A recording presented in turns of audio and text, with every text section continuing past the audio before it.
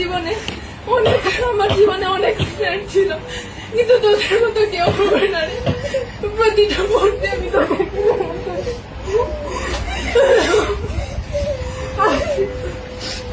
দীর্ঘ 12 বছর পড়াশোনা জীবনে অনেক স্যারের সাথে পরিচয় হয়েছে, অনেক বন্ধু বান্ধবের সাথে পরিচয় হয়েছে, কিন্তু শামীম স্যারের মতো কেউ হয়ে উঠতে পারেনি আজ পর্যন্ত।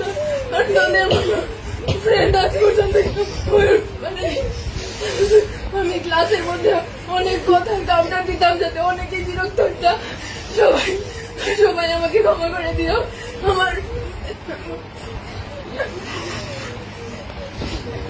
স্যার, আমি সবসময় আপনার থেকে সকল ধরনের সাপোর্ট পাই আসছি স্যার।